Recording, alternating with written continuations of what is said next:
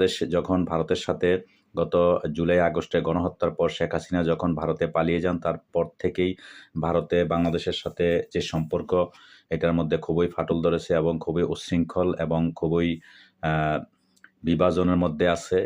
বিভিন্ন রকমের হুমকি দামকির মধ্যে এই পর্যন্ত দেশ চলতেছে। আপনারা জানেন যে ভারত তারা সবসময় বলে আসতেছে বাংলাদেশে একটা নির্বাচন চাইতেছে।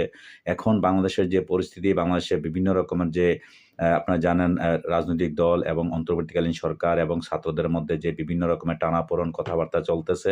তবে গতকালকে আমরা যেটা দেখলাম, মির্জা ফখরুল ইসলাম আলমগীর যেটা বলছিলেন যে একটা নির্বাচন বা বিএনপি দাবি করে আসতেছে। বিএনপির যে কথাবার্তা, বিএনপি এবং ভারতের যে সেনাপ্রধান বা ভারতের যে উদ্দেশ্য, তারা কি জন্য বাংলাদেশের সাথে এগুলা করতেছে, একমাত্র কারণ তারা ডক্টর ইউনূস সরকারকে চাইতেছে না। তারা চাইতেছে কারণ ডক্টর ইউনূস সরকার ভারতের সাথে যে নীতিতে তারা অটল আছে বা তাদের যে নমনীয় বা তাদেরকে হুজুর হুজুর জি হুজুর এই ধরনের যে নীতি, এগুলা ডক্টর ইউনূস করতেছে না। এই সরকার যথেষ্টই তাদের যে আমাদের যে দেশের যে একটা স্বাধীনতা, যে একটা ক্ষমতা বা স্বাধীনতা, আমাদের যে সার্বভৌমত্বর যে আমাদের যে অঙ্গীকার, এগুলা আমরা রক্ষা করার চেষ্টা করতেছি। বর্তমান সরকার দেশের সার্বভৌমত্ব রক্ষার জন্য তারা যা কিছু আছে সব কিছু দেশের অর্থ বা দেশের স্বার্থ বিলীন করে তারা কোনো কিছু করতে রাজি হয় না। এই জন্য বর্তমান ডক্টর মোহাম্মদ ইউনূস সরকার ভারতের কাছে ভালো না। এখন ভারত চাইতেছে যে একটা রাজনৈতিক দল ক্ষমতায় আসুক, আসার পরে তাদের সাথে একটা চুক্তিপত্র হইব, যেটা অতীতে শেখ হাসিনার সাথে হয়েছিল। শেখ হাসিনার সাথে এরকম চুক্তিপত্র হয়েছিল যে আমরা তোমাদেরকে ক্ষমতায় রাখবো, যা কিছু লাগে আমরা সমর্থন দেব, যা কিছু লাগে সব কিছুই করবো, তোমরা শুধু আমাদের কথাবার্তা শুনবা বাস। ঠিক বিএনপি একই রাস্তায় হাঁটতেছে, যেটা আমাদের মনে হইতেছে, কারণ ভারতের সেনাপ্রধান তিনি গতকালকে তাই বলেছিলেন। তো যাই হোক, এখন দেখা যাক দেশের সাধারণ যে মানুষ, আমরা কেউই চাই না যে একটা বর্তমান নির্বাচন হোক। নির্বাচন তো হবে, তবে একটা সংস্কার, একটা সঠিক পদ্ধতিতে নির্বাচন হইতে হইব, সেটার জন্য একটা সময়ের দরকার। সেই পথেই কাজ করতেছে ডক্টর মোহাম্মদ ইউনূস। তো যাই হোক, আশা করি ইনশাআল্লাহ হয়তো 1 বছর 2 বছরের মধ্যে একটা সঠিক নির্বাচন আসবে। নির্বাচন আসার পরে যখন একটা রাজনৈতিক দল ক্ষমতায় আসবে, তখন ভারতের সাথে সম্পর্ক, তবে অতীতে যেইভাবে নতজানু হিসাবে আওয়ামী লীগ সরকার ভারতের সাথে সম্পর্ক রাখছে, সেই সম্পর্কটা বিএনপি হয়তোবা রাখবে না, এরকম আশা ভরসা। যদি এরকম প্রতিশ্রুতি, এরকম নিশ্চয়তা যদি বিএনপি সরকার দিতে পারে, তাহলে হয়তোবা সামনে ক্ষমতা যাওয়ার চিন্তা ভাবনা আছে। আর যদি তারা যদি আওয়ামী লীগের মতো যদি ভারতের সাথে নতজানু, এটাই হবে মেন ইস্যু। বিএনপির ক্ষমতায় যাওয়া না যাওয়া এটা একমাত্র এখন ভারতের সম্পর্কের সাথে তাদের নির্ভর করবে। যদি ভারতের সাথে সম্পর্ক তারা দেশের ক্ষতি করে, যদি তারা স্বার্থ, নিজের ক্ষমতার জন্য সার্থক ভারতের সাথে সম্পর্ক রাখতে চায়, তাহলে তারা ক্ষমতা যেতে পারবে না। তো যাই হোক, এখন ভারতের যে সেনাপ্রধান কি বলছিলেন সেটা আপনাদের আমি বলার চেষ্টা করছিলাম। থমথমে সীমান্ত, ভারতের সাথে বাংলাদেশের সীমান্তে রাত দিন টহল দিচ্ছে বাংলাদেশের সীমান্তরক্ষী বাহিনী, বিজিবির অত্যন্ত প্রহরীরা। এই সীমান্ত পরিস্থিতি নিয়ে দুই দেশের মধ্যে দফায় দফায় পতাকা বৈঠক অনুষ্ঠিত হয়েছে, পাশাপাশি কূটনৈতিক পর্যায়ে চলছে আলোচনা।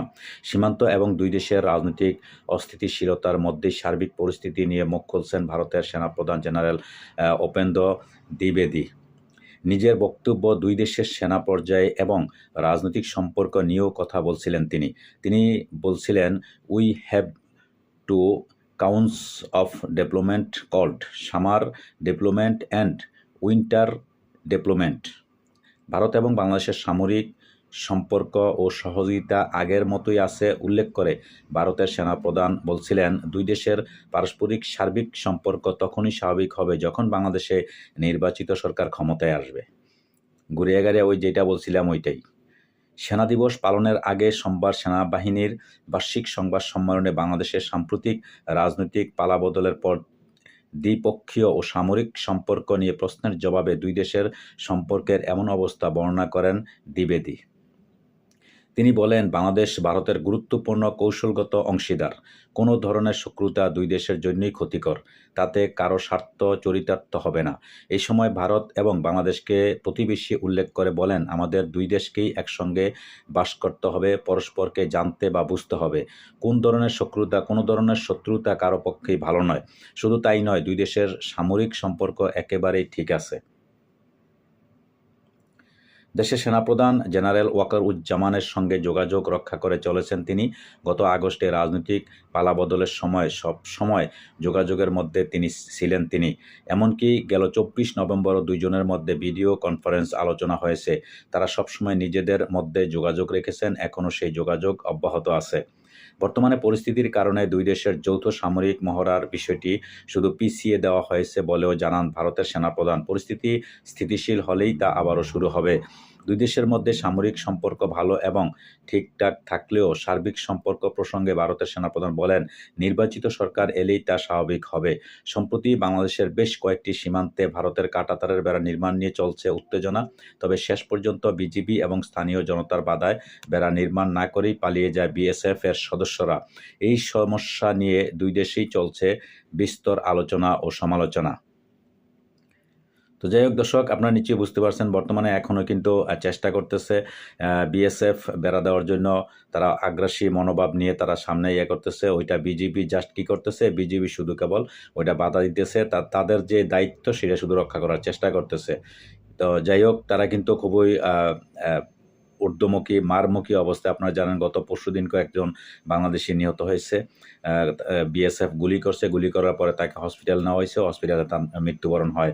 তো যাই হোক, তো দর্শক, পরবর্তীতে দেখা যাক কী হয়। ভারতের সাথে যে আমাদের সম্পর্ক, আমরা চাই না তাদের সাথে কোনো রকমের সংঘর্ষ হোক, কোনো রকমের যুদ্ধ হোক, কারণ যুদ্ধ এটা কারো দেশের জন্য এটা মঙ্গল না। যেটা সেনাপ্রধান বলছিলেন এটা তার কথাটা যুক্তিসঙ্গত।